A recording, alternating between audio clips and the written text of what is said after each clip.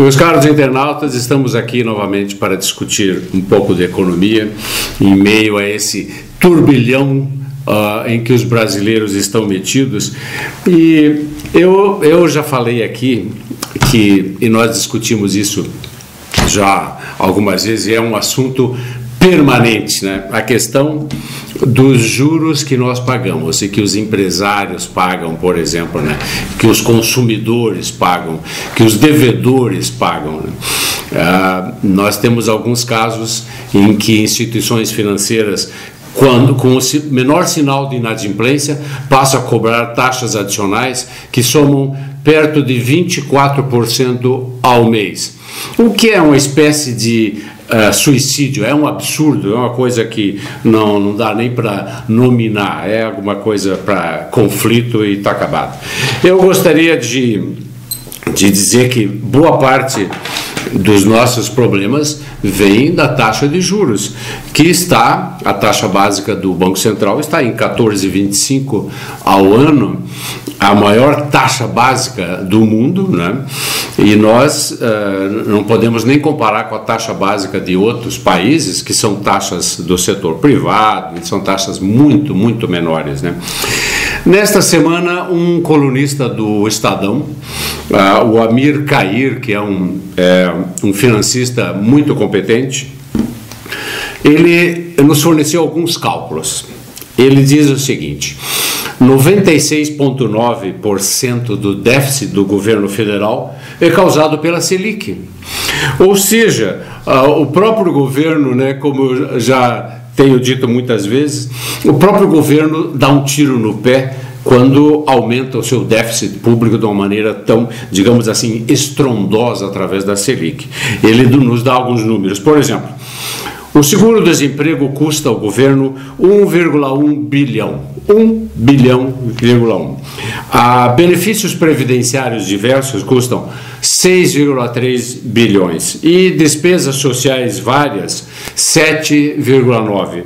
O próprio Bolsa Família, eu tenho um número do ano passado que diz que custa um total de 14 a 20 bilhões de reais, né?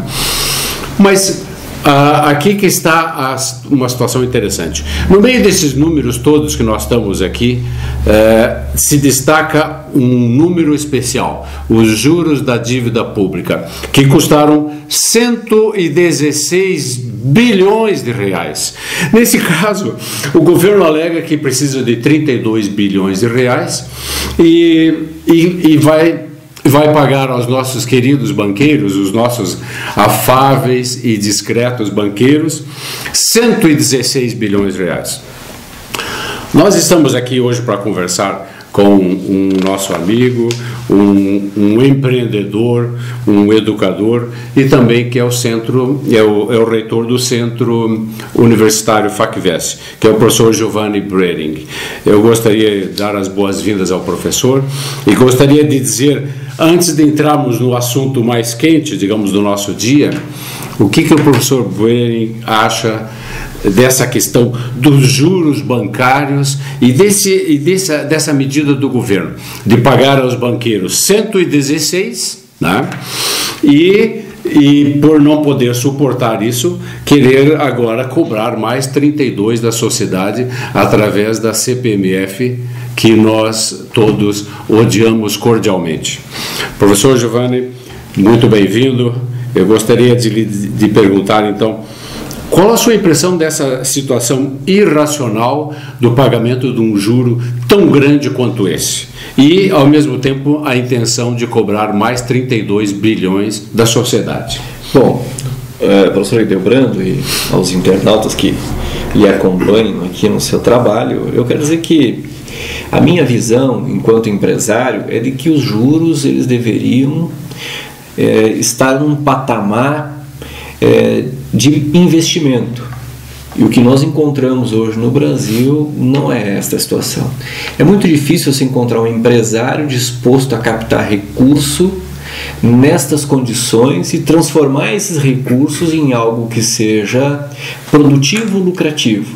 A empresa que não tem lucro, ela não sobrevive, né? Nós não somos a Petrobras. Nós não temos por trás uma sociedade, nós não temos 220 milhões de pessoas para sustentar um negócio como este. Então o que significa? Significa que todos os negócios, pequenos, grandes ou médios, eles têm que ter estrutura para sustentação. E a captação de recursos com taxas como esta, elas são impraticáveis. Resultado, na minha visão, em curto espaço de tempo, nós teremos um país sendo atropelado pelo desemprego, atropelado pela juventude despreparada, que não vai encontrar colocação no mercado, porque as empresas não vão estar aptas e em condições de receber esta quantidade imensa de pessoas. Pelos dados de hoje, 8,6% da população já está desempregada. A respeito disso, professor Giovanni, a gente pode considerar o seguinte: nós estamos indo rapidamente para 10%, né? Que é uma taxa absolutamente escandalosa, né? Mas além do custo do desemprego, além do custo da taxa Selic, né, e todas as outras taxas bancárias decorrentes, o ministro Joaquim Levy também pede um custo adicional. Nós temos que pagar um custo adicional. Ele disse que para esse ajuste nós precisamos fornecer ao governo paciência. O que acha, professor João? Temos que ter paciência com o governo e esperar que o ajuste dê certo? Bom, o que eu posso dizer às pessoas é o seguinte: nós não temos que ter paciência nenhuma, nós temos que fazer a nossa parte e esquecer o governo. O governo é inimigo da população, não é este governo. Todos os governos, o municipal, o estadual e o federal, eles não trabalham a favor do povo. Isto é uma máxima que existe. Eles fazem coisas que beneficiam alguns segmentos da sociedade, mas não se trabalha efetivamente. Porque se você tivesse esta preocupação, você não teria 94% da população longe da atividade escolar, que é o meu ramo. O Brasil hoje tem pouco mais de 6% da sua população com ensino superior. Nós estamos vivendo uma crise econômica que está diretamente ligada com uma falta de estrutura na questão educacional. Nos Estados Unidos, professor Giovanni, nos Estados Unidos a população é 80% já passou pelo curso superior. Então há uma diferença estrondosa, como a diferença de começo do século passado, do começo do século anterior, onde sobre isso descobrimos uma estatística que nós tínhamos menos de 2 dezenas de empresas no Brasil, logo após a proclamação da República, e os Estados Unidos tinham 280 mil empresas. Há uma diferença absolutamente espantosa nesse caso, relativo ao espírito empresarial. Aliás, os alunos de história, quando dão uma olhadinha nesse período aqui, alguns deles concluem que teria sido muito bom se a Holanda tivesse expulsado os portugueses e a Holanda tivesse permanecido aqui no Brasil. Teríamos provavelmente um setor público bastante diferente, professor Giovanni. O nosso segmento do setor público ele é muito grande, né? Esse Estado grandioso que foi proposto ao longo desses anos, não só por este governo, mas por outros que aí passaram, aonde é responsável por tudo. No Rio Grande do Sul, há bem pouco tempo atrás, o Estado ele era responsável inclusive pela distribuição do leite. Tinha uma companhia de leite chamada Corlac. Então assim é o Estado brasileiro, né? Por que tem todos esses problemas? Porque, infelizmente, o Estado é grande demais, ele tem uma estrutura a qual ele não tem competência sequer para fazer a sua gestão. Se nós quisermos melhorar o Estado, nós temos que diminuir o seu tamanho. O país não precisa de tantos chefes, tantos diretores, tantos supervisores quanto nós temos hoje. Eu acho que nós teríamos que separar algumas atividades que são essenciais para o país e a partir daquilo ali nós desenvolvemos um projeto de crescimento. Primeira situação, estamos perdendo dinheiro e isso está claro agora na demonstração deste novo orçamento que vai ser votado nos próximos dias no Congresso Nacional, onde a preocupação com relação à educação ela vem caindo a cada ano. O que nós temos? Todos os momentos nós ampliamos as vontades, mas o dinheiro ele é sempre menor. todos os anos nós temos mais dificuldades, porque o Estado é grandioso demais e temos muitas necessidades a serem cumpridas. O Brasil precisa tomar vergonha e começar a adotar o critério de que a população precisa primeiro ser alfabetizada, depois da alfabetização uma escola fundamental de qualidade, depois uma escola média de qualidade, uma escola profissionalizante de qualidade e aí o ensino superior. Nós queremos fazer coisas que não são possíveis. O governo federal, através das universidades federais, que fazem um belo trabalho, sem nenhuma ponta a respeito disso, cada semestre repassa a estas universidades uma nova responsabilidade, novos cursos, novas estruturas a serem montadas, sempre com o mesmo dinheiro. O resultado disso é que os cursos estão ficando com problemas estruturais e, infelizmente, não estão mais atendendo adequadamente aquilo que seria do interesse da sociedade.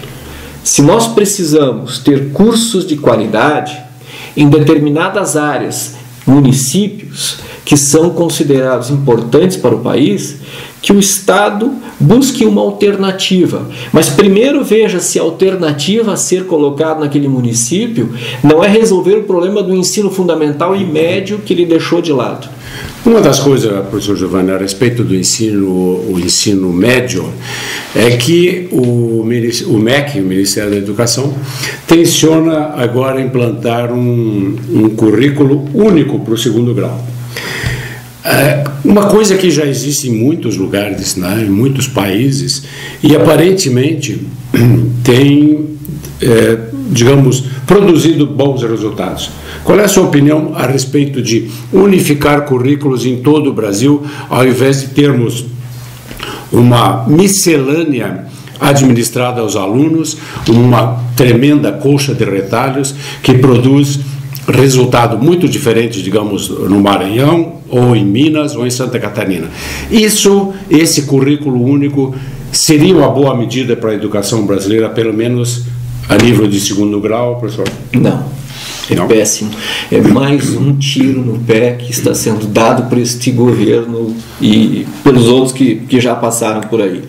O Brasil precisa resolver o seu problema, não é mudando o currículo das escolas que vai resolver alguma situação. O governo nos últimos anos tem interferido diretamente nas escolas, sejam públicas ou privadas, introduzindo disciplinas, aumentando a sua quantidade, mas infelizmente não melhorando a sua qualidade. As escolas continuam com os mesmos problemas, continua chovendo dentro das escolas, continua faltando merenda, continua faltando professor qualificado, continuam faltando todas essas coisas básicas que nós precisamos ter. O currículo, certo? Ele tem que ser de ordem local. Na minha visão, o currículo de uma escola tinha que ter a característica do bairro que a escola vive e não a característica nacional. O que nós precisamos ter? Uma gestão de qualidade nessas escolas. A estrutura do país, ou de um estado, ou até mesmo de um prefeito, se ele quisesse fazer uma escola bem feita, de qualidade, ele poderia criar uma hierarquia de escolas e colocar seus professores, seus gestores, os diretores, secretários, todo o corpo, onde ele pudesse fazer uma ascensão da estrutura. Hoje o que nós temos é uma bagunça generalizada, entrando pessoas que não têm a menor competência para ser diretor de escola, professores que não têm a menor aptidão para dar uma disciplina, a qual simplesmente foi colocada no currículo por uma necessidade ou uma vontade governamental. Pode ter certeza absoluta, essa história do currículo único vai ser mais uma grande bagunça que nós vamos ter que administrar a nível nacional. Vamos colocar mais coisas que não têm relação nenhuma. Só imagine, lá no Maranhão tem característica diferente da característica aqui do interior do painel. E nós vamos colocar as mesmas coisas para que os nossos alunos tenham acesso. Primeira pergunta: se nós não temos um plano nacional de educação funcionando, nós não temos uma hierarquia de escolas, nós não temos uma estrutura de um plano de carreira nacional para professores, quem vai ser o professor dessas disciplinas que foram criadas? Colocaram para os alunos disciplinas fantásticas, que têm uma conotação muito bonita a nível internacional, mas atividade como prática, como resolutiva nas escolas, é zero. Uma das coisas que, eu não sei se o senhor diria que é uma coisa, como o senhor qualificou de fantástica, entre parênteses, é essa questão, por exemplo, da questão do gênero, né? A questão de gênero tem fascinado alguma parte do MEC a ponto de eles quase terem tido sucesso, pelo menos até agora, já tentaram várias vezes, de tentar fazer com que as crianças, desde o ensino básico, compreendam que a estrutura da família não existe e que não existe homem e mulher. Essa questão do gênero ficaria então para ser decidida mais tarde pela própria criança. E isso é uma situação, ou melhor, cria uma situação bastante original, digamos assim, para não falar alguma coisa a mais.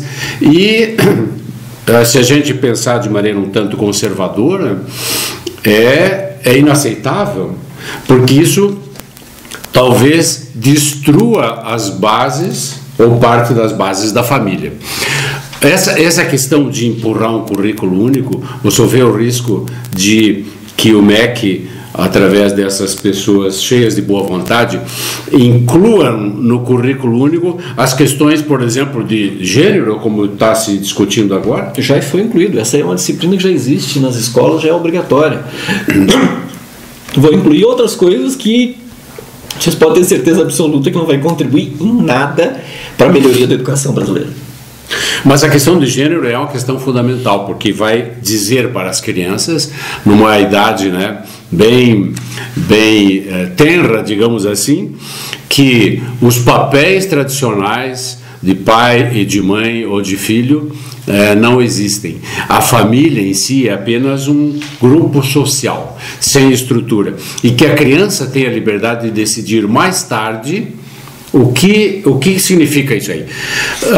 Naturalmente, eu próprio penso sobre isso um pouco conservadoramente, não me parece admissível, e houve até um movimento em base nacional para que o Congresso não aceitasse isso aí, e que a obrigatoriedade desaparecesse. Mas eu receio que o pessoal do MEC é bastante persistente, e eles vão acabar incluindo numa lei qualquer aí um penduricalho que trate desse assunto. O senhor acha que isso deveríamos ter receio disso aí realmente? Bom, isso tudo começou na Alemanha, onde foi criada uma lei onde que o jovem aos 18 anos ele faz a opção, né?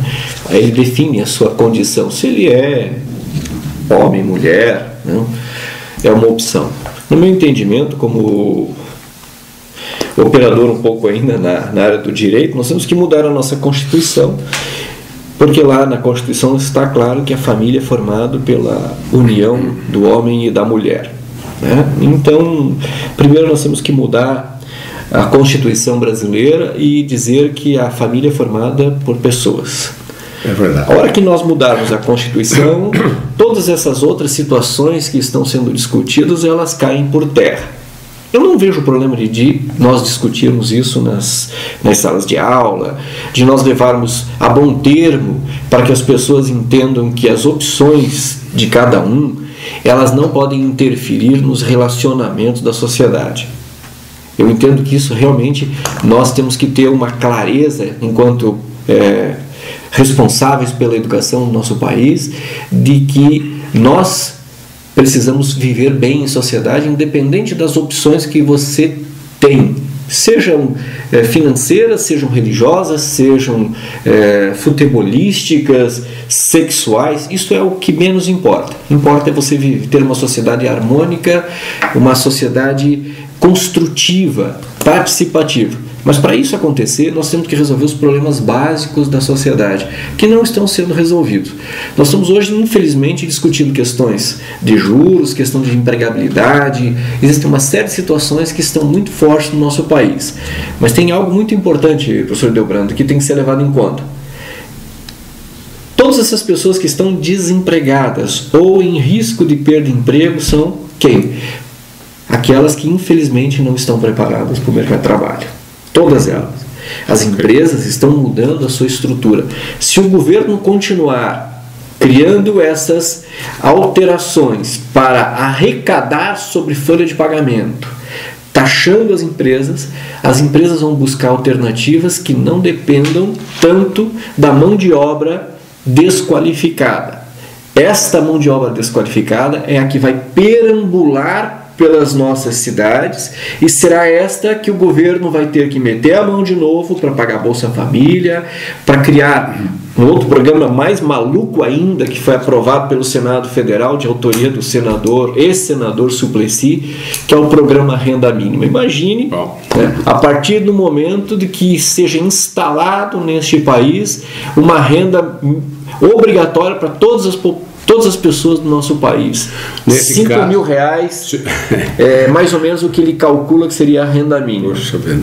É um negócio interessante. Uma coisa incrível. Uma coisa que talvez combine com esse ambiente que o professor está descrevendo é que a caneta do ministro Joaquim Levy acaba de cortar uma boa fatia do Pronatec. E o Pronatec é um programa muito elogiado de qualificação da mão de obra. Então, essa é uma coisa também que é um pouco incompreensível, porque, afinal, como é que era o slogan? Era Pátria Educadora, né? Professor Giovanni, deixa eu lembrar uma questão de poucos anos atrás, quando o ministro Haddad ainda era ministro da Educação.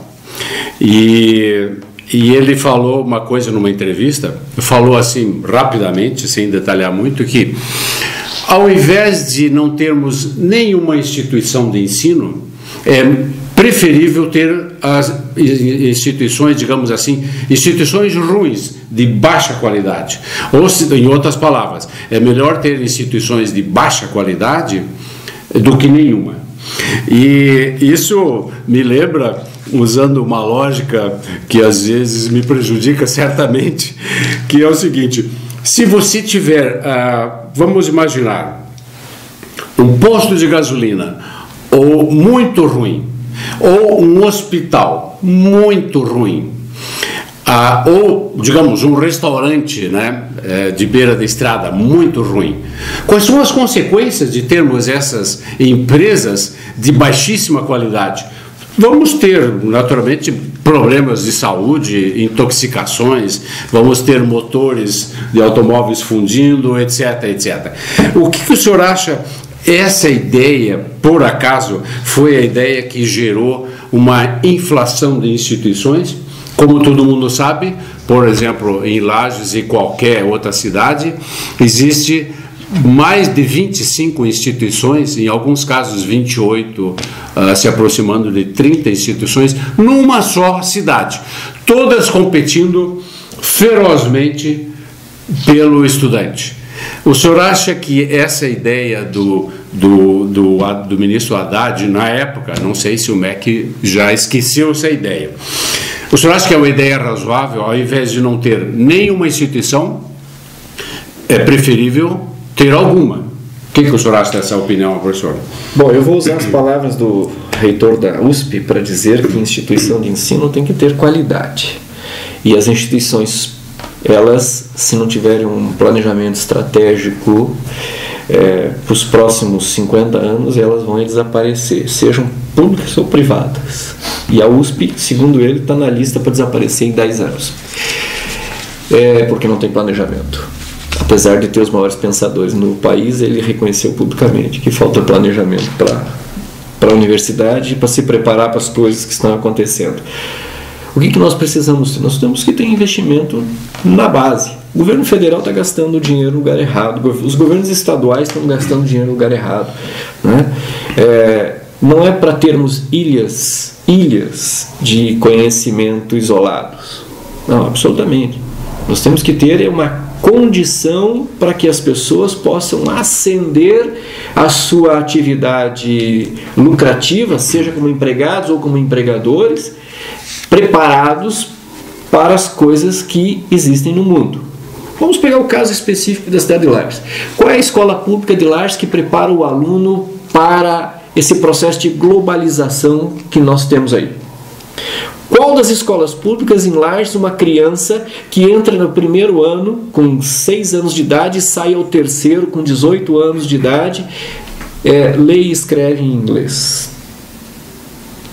Ou espanhol, certo? Então não vou abusar. Em português, qual tem a redação perfeita para poder enfrentar o Enem, que é uma prova pública? Infelizmente, nós estamos brincando de fazer escola em vários segmentos. As escolas públicas estão com muitas dificuldades. Por quê? Porque os investimentos não estão chegando. Nós estamos partindo o bolo da educação em segmentos diversos e nós não estamos num foco, nós não fizemos um planejamento. Qual é o planejamento que um país que quer ver ele sair da crise ou nunca entrar numa crise? É planejar sua estrutura.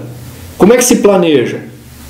Primeiro nós temos que ter creches, depois escolas fundamentais, depois escolas médias e depois escolas privadas, se for do interesse do país.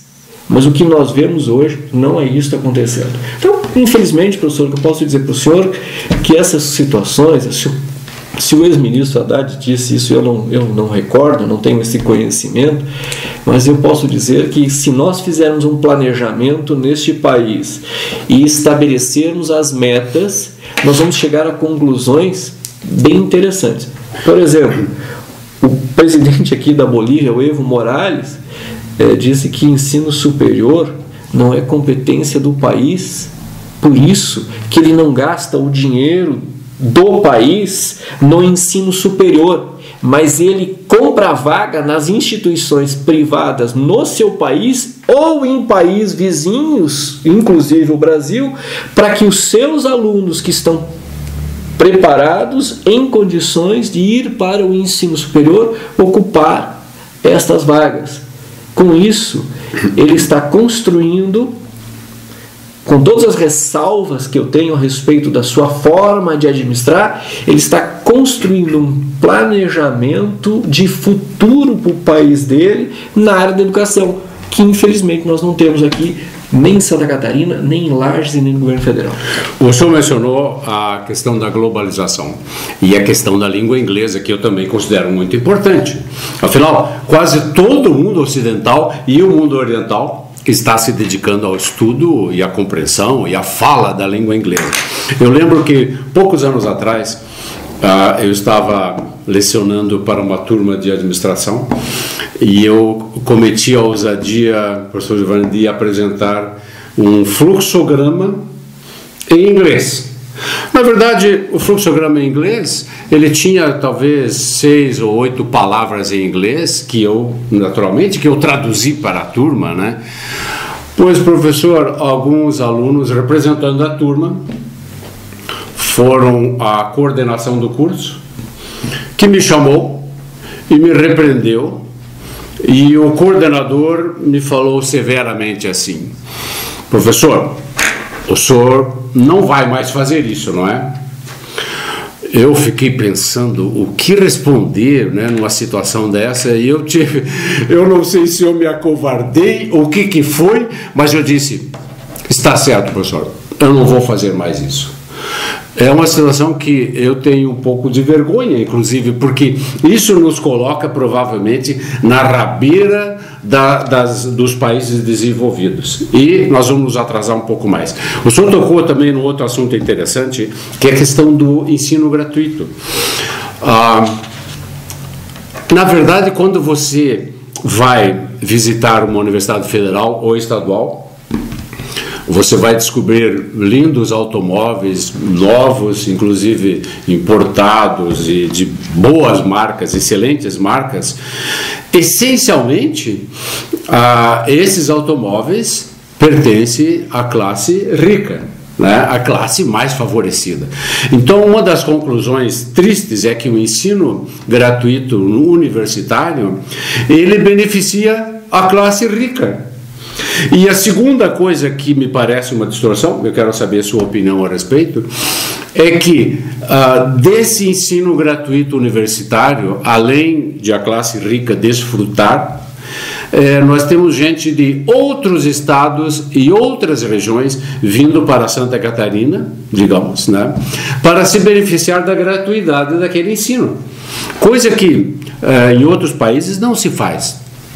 Se você está residente no outro estado e vem estudar nesse estado, você não se beneficia dos benefícios daquele estado. Então, essa é uma outra questão, talvez menor, naturalmente, mas a questão do ensino gratuito que beneficia uma classe social, para mim, é uma perversidade do sistema, e eu gostaria de saber a sua opinião, professor. Bom, primeiro que, no meu entendimento, ele tem que ser meritório. O ensino superior, ele não é um local, certo, para que você faça programas de integração de quem não tem mérito. Não vai resolver. Tanto é verdade que as universidades públicas que ingressaram nesses programas de ingressos, eles estão todos eles com o cabelo em pé, justamente porque está fugindo do foco que era a atividade a qual eles desenvolviam. Então esse é um ponto que eu entendo desta maneira. Eu vou sempre bater na mesma tecla a vida inteira e todas as vezes que nós precisamos resolver os problemas anteriores para depois resolver o problema posterior, que é o ensino superior. Nos Estados Unidos, ninguém quer estudar em escola pública do governo. Ninguém. Ah, mas ela é de graça ou quase de graça? A população não tem interesse. Por quê? Porque ela não oferece a mesma qualidade que uma escola privada. Então este é um ponto. Sim. As escolas brasileiras, privadas, elas estão passando por um processo de melhoria muito forte. O Brasil, em pouco tempo, ele terá, dentro das suas grandes escolas privadas, 10 entre as melhores do país e, segundo uma pesquisa que existe, 5 dessas universidades estarão entre as 100 melhores do mundo. Isso em 10 anos. Escolas privadas. E as escolas públicas, elas vão perder seus espaços. Talvez seja a questão da entrada das pessoas que não tinham mérito para estar lá e estão em função de não terem a qualidade necessária. Por quê? Porque infelizmente não foi investido. Não é culpa dessas pessoas. Não foi investido para que elas tivessem a condição de estar no ensino superior. Nós temos que trabalhar primeiro nisso. É claro que eu também acho que nós deveríamos ter uma escola pública, um curso criado com o dinheiro da população, do Estado, como exclusividade para a população daquele Estado. Parece lógico. Parece lógico. É uma questão lógica, me parece. Me parece lógico. Se nós fizermos um investimento, a população tirou dos seus recursos de ensino fundamental e médio e profissionalizante para colocar no ensino superior, é porque nós queríamos que a nossa população... Mas como o concurso é público e a entrada, uma das formas de entrada é o mérito, nós vamos acabar recebendo gente do país inteiro para ocupar essas vagas. Eu vou fazer uma imagem absolutamente ridícula, mas para ilustrar o ponto de vista. Imagine uma universidade pública que, depois de toda a burocracia, todo o processamento, digamos assim, que deve ser feito em relação a projetos novos, a universidade abre um curso novo, né? E isso já aconteceu, é um fato real, e tem na sala, com toda aquela estrutura, projetos e professores, etc., tem um aluno. Nós podemos imaginar, então, uma situação mais absurda do que essa, mais 2 absurdos somando-se a esse absurdo. Nós poderíamos ter, nessa universidade, digamos, pública, nós poderíamos ter um aluno lá de um outro estado, primeiro.